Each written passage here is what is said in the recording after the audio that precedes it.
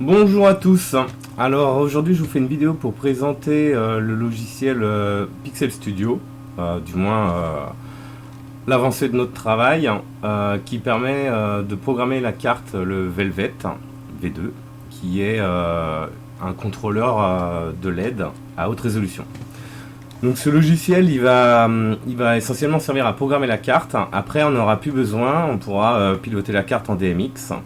Donc notre travail ça va être d'accompagner les scénographes pour réaliser leur décor et programmer les effets qu'ils souhaitent.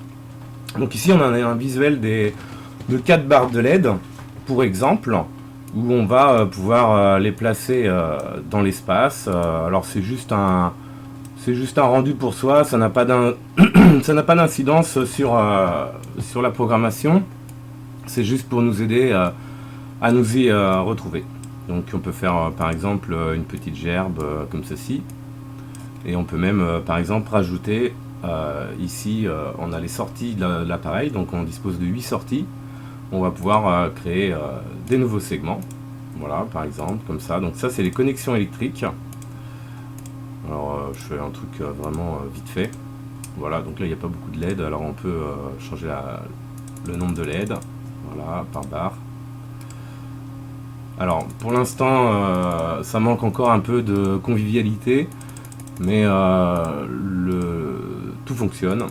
Et à chaque fois qu'on fait une modification dans le logiciel, la carte le prend en compte. Alors là on voit que ça s'affiche pas, c'est tout à fait normal. Alors comment ça va fonctionner? Déjà on va fermer ça, et on va voir ici qu'on a des programmes.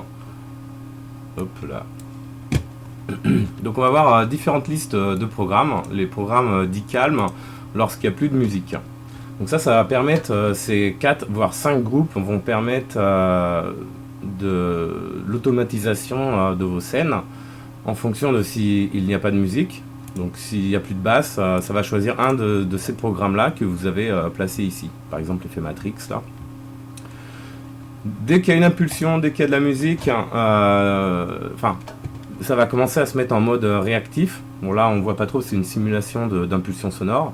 Ça fait des flashs. Alors on a des programmes basés sur des flashs qu'on va pouvoir choisir en allant choisir ici dans les effets, qui vont avoir aussi des paramètres, on va voir un peu plus loin. On va avoir des effets mat. Alors les effets mat, c'est lorsque le tempo est décodé et que on va pouvoir créer des effets parfaitement à l'échelle avec le temps. Donc là on a, alors on va pouvoir ralentir le tempo ici par exemple, on peut l'accélérer, on peut le diminuer. Donc là actuellement c'est l'ordinateur qui donne la synchro, là où après ça sera la carte et ça sera le décodage de la musique. Donc on va pouvoir de la même façon placer différents effets qu'on va pouvoir configurer, soit avec des étincelles, soit avec des dégradés, avec voilà, des explosions, des effets qui vont arriver, qu'on va rajouter avec le temps. On va le laisser là. Et pour chaque effet, par exemple, on peut choisir la forme de sa courbe, on peut changer la longueur de la traînée, on peut choisir la couleur de la palette, puisqu'on va travailler avec des différentes palettes qu'on va pouvoir ajouter. Hop. Après ces palettes vont pouvoir se commander en DMX, comme si on pilotait 4 projecteurs DMX. On va le laisser où il était, ou on va mettre par exemple du vert. Hop. Ici peu mis en vert. Peut-être un petit ah oui, il y a un décalage ici. Il faut qu'on revoie la palette ici. Bon, il y a encore des petits bugs, mais c'est quand même assez moindre. Alors là, le système va choisir un de ces programmes dans la liste quand il décode le rythme. Donc on va pouvoir voir, on peut fermer ça pour l'instant. Donc là c'est des explosions, là c'est des ouvertures, des claps. Lorsque ce quatrième mode est plus rare, mais il est important pour pas mettre les gens dans le noir, c'est quand il n'y a plus assez de nappes, quand il y a des nappes de basse, c'est qu'il n'y a plus assez de dynamique dans le signal. Bon, c'est un peu particulier, il n'y a pas besoin de mettre beaucoup de programmes, nous on en a mis un qui est des petites étincelles. Et après dans les groupes spéciaux, ça pour l'instant c'est des groupes de test pour tester voilà, que du blanc, ou tester les palettes, ou tester le RGB en fonction de... Bon, c'est un peu spécial, mais c'est ici qu'on pourra mettre le stroboscope.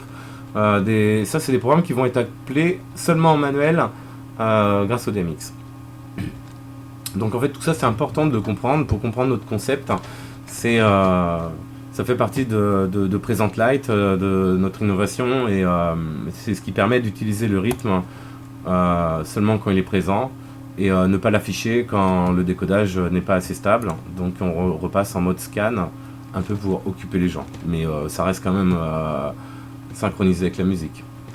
Alors une fois qu'on a nos effets, qu'on a créé nos programmes, ou simplement qu'on utilise les librairies, les programmes qui seront fournis, on va utiliser ce qu'on appelle les mappings, par exemple pour projeter ici. Bon, c'est peut-être pas très clair ça. Hop, on va mettre d'abord de LED, de la LED. On fait un peu ce qu'on veut. Donc ça manque encore aussi de grilles, d'ancrage. Mais bon, ouais. Bon. Alors du coup, quand on a un programme, chaque effet qu'on va placer sur cette ligne sur cette trackline, qu'on va pouvoir déplacer, on va la projeter sur un layer. Ça, les layers, on peut en rajouter autant qu'on veut. Et ça va être des zones de projection virtuelles qui ne sont pas encore mises à l'échelle par rapport aux barres de LED. Donc j'ai cassé un peu le projet. Je vais reprendre l'effet de base avec sa courbe de base. Voilà. Ici, on a un rebond sur la noire et un rebond sur la blanche. Noire et blanche. Donc si on va dans les mappings, on va voir que ces canaux, ils arrivent ici. Et ensuite, on va pouvoir activer ou désactiver l'affichage de l'écran virtuel. On va appeler ça un chemin, un pass, parce que finalement c'est un chemin. Et donc si on veut créer une nouvelle projection, on va créer un nouvel écran, ici. On va sélectionner et on va cliquer pour créer un écran virtuel. Et à partir de là, ça va être projeté dessus, à condition que je l'active. Et voilà. Alors ce qu'on voit, c'est que là, il est pas bien dans l'ordre. Donc on va pouvoir retourner les segments pour... Hop. Voilà. Alors là, c'est pas très parlant. On va gagner un peu de... Je vais refaire une autre sortie, on va faire un truc sympa. Imaginons que je décide de créer un H. Hop. On va dire ça c'est une sortie, puis on va en faire une autre. On peut très bien mapper plusieurs sorties en même temps. Voilà. Et donc, si jamais je veux projeter le premier effet, si je veux créer un écran comme ça, on va recréer un écran ici. Hop. On fait 1, 2, puis on va le retourner. On part toujours du bas, du 0 graphique. Le 0 il est là, donc quand il y a de l'amplitude, on appelle ça le point de frappe en bas. Et du coup ça va être le bas du segment. Et là on va rajouter... Voilà, là on a créé un écran comme ça. Et maintenant on va créer un deuxième écran. Comme ceci. Ah, je n'ai pas ajouté. Hop. Voilà. Voilà, donc celui-là est dans le bon sens. Et voilà. Et donc là, on a juste à... donc clic droit, on a juste à l'activer. Donc là, on voit que ce channel-là va bien sur cet écran-là. Si je mets l'autre ici, on va voir l'autre qui va se projeter. Alors, on va peut-être éviter... on peut croiser les segments, mais bon, après il superpose les effets, ça marche quand même. Sinon en fait on peut simplement juste passer de l'un à l'autre, comme ça.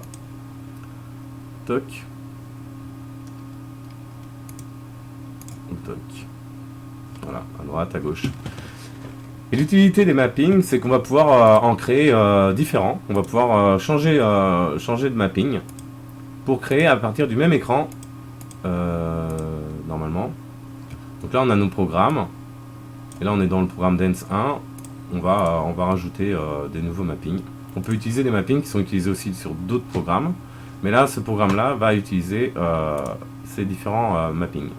Voilà, all par exemple. Donc là on va afficher comme ça. Et si je change, si je reviens à un autre, on voit qu'ici ça change. Ah non, c'est les flèches ici qui marchent plus. Ça marchait. Donc voilà. Et donc le programme va pouvoir changer ses mappings automatiquement. À chaque fois qu'un programme est relancé, il va pouvoir changer de mapping pour varier la diversité des projections. Donc voilà. Alors il y aurait beaucoup de choses à dire. On va s'arrêter là pour faire une vidéo pas trop longue, mais voilà en gros à quoi sert le logiciel. Et voilà. En fait, chaque contrôleur peut piloter 200 LED par sortie, ça fait 1600 LED par appareil. Et après, du coup, on peut travailler en master slave pour étendre le nombre de sorties, ou bien en mode étendu avec des sorties virtuelles. Et du coup, on va pouvoir mapper des segments entre deux appareils différents. Voilà, voilà. Merci pour le visionnage.